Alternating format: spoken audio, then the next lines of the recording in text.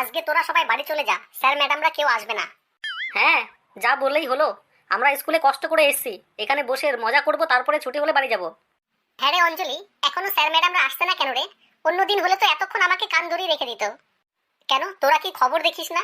26,000 শিক্ষকের চাকরি বাতিল হয়ে গেছে, সেটা তোরা জানিস না? আমার তো মনে হয় আমাদের ক্লাস টিচারের চাকরিটাও চলে গিয়েছে, তাই জন্যই তো এত দেরি করছে।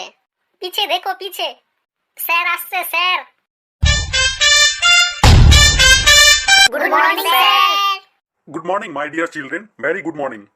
কি অবস্থা, তোমরা সবাই ভালো আছো তো? হ্যাঁ স্যার, আমরা খুব ভালো আছি। স্যার, শুনলাম আপনাদের নাকি চাকরি চলে গিয়েছে। না না, এসব ভুয়ো খবর। চাকরি আবার চলে যায় নাকি? আমাদের আরো ডবল ডবল চাকরি হয়েছে জানো। শোনো, এইসব চাকরি বাকরি নিয়ে তোমরা এত ছোট বয়সে এত মাথা ঘামিও না, তাহলে অচিরেই পাগল হয়ে যাবে। তোমরা সবাই পড়াশোনা করে এসেছো তো? হ্যাঁ স্যার, আমরা পুরো প্রস্তুতি নিয়ে এসেছি। আপনি চাইলে এক্ষুনি আমাদের পড়া ধরতে পারেন স্যার। বাহ অঞ্জলি, বাহ, খুব ভালো খুব ভালো। আচ্ছা অঞ্জলি, তুমি বলো তো, পৃথিবীর সবচেয়ে প্রাচীন শহর কোনটি?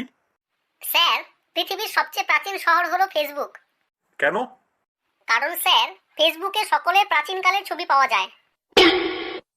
নান্টু, তুমি বলো দেখি, আলেকজান্ডার কখন ভারত আক্রমণ করেন? স্যার, আলেকজান্ডার গরমকালে মানে বৈশাখ জ্যৈষ্ঠ মাসে ভারত আক্রমণ করেন। কেন, গরমকালে কেন? স্যার, ঠান্ডার সময় তো সবাই লেপের নিচে থাকবে, তাহলে ওই সময় কি করে ভারত আক্রমণ করবে?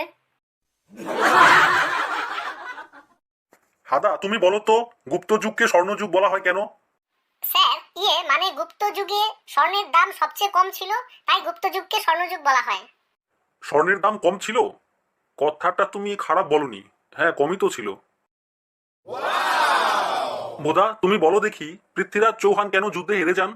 কারণ স্যার, ওনার কাছে কোনো গুগল ম্যাপ ছিল না, তাই। আচ্ছা নান্টু, কারেন্ট কোথা থেকে আসে বলতে পারো? স্যার, কারেন্ট আমার মামা বাড়ি থেকে আসে। তাই নাকি? কিভাবে? হ্যাঁ স্যার, কারণ যখনই কারেন্ট চলে যায় তখনই বাবা বলেন সারাটা আবার কারেন্ট কেটে দিয়েছে। হাদা, তুমি 5টি ফুলের নাম বলো তো। স্যার, গোলাপ, জবা, পলাশ, জুই আর মালতী। বাহ, সাব্বাস। এবার 12টা ফলের নাম বলো দেখি। স্যার, 12টা ফল? 12টা ফল হলো 1 ডজন কলা।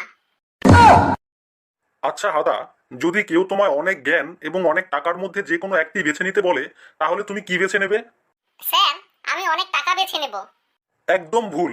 আমি হলে অনেক জ্ঞান বেছে নিতাম। স্যার, আপনি ঠিকই বলেছেন, যার যেটার অভাব সে সেটাই নেবে। বোধা, তুমি বলো তো, কোন পাখি উঠতে পারে না? স্যার, মরা পাখি উঠতে পারে না। না, মানে আমি বলতে চাইছিলাম যে কোন পাখি উঠতে পারে না কিন্তু হেঁটে হেঁটে চলে? স্যার, ডানা কাটা পাখি উড়তে পারে না কিন্তু হেঁটে হেঁটে চলে। অঞ্জলি, ধরো আমার কাছে 4 টাকা আছে এবং তুমি আমাকে আরো 4 টাকা দিলে, তাহলে এখন আমার কাছে কত টাকা হবে? আপনার কাছে 10 টাকা হবে স্যার। আরে পাগল, 4 আর 4 8 হয়, তাহলে আমার কাছে 10 টাকা হবে কি করে?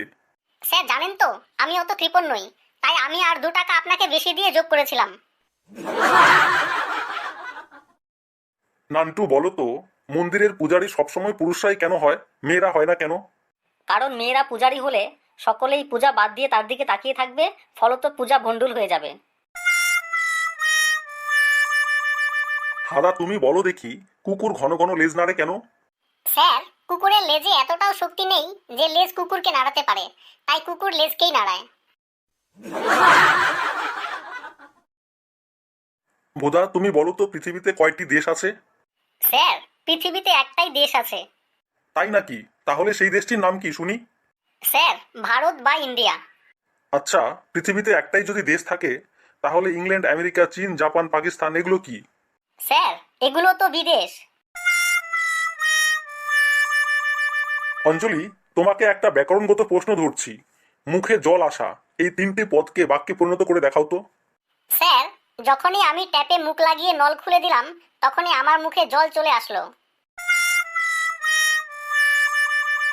নান্টু, জীবনে কঠোর পরিশ্রমের গুরুত্ব বলো। স্যার, আমি খেলার সময় কঠোর পরিশ্রম করি। আচ্ছা, জীবন কি বলো দেখি? স্যার, সকালে অ্যালার্ম বন্ধ করার পর 5 মিনিট ঘুমাতে গিয়ে 2 ঘন্টা ঘুমানোর নামই জীবন।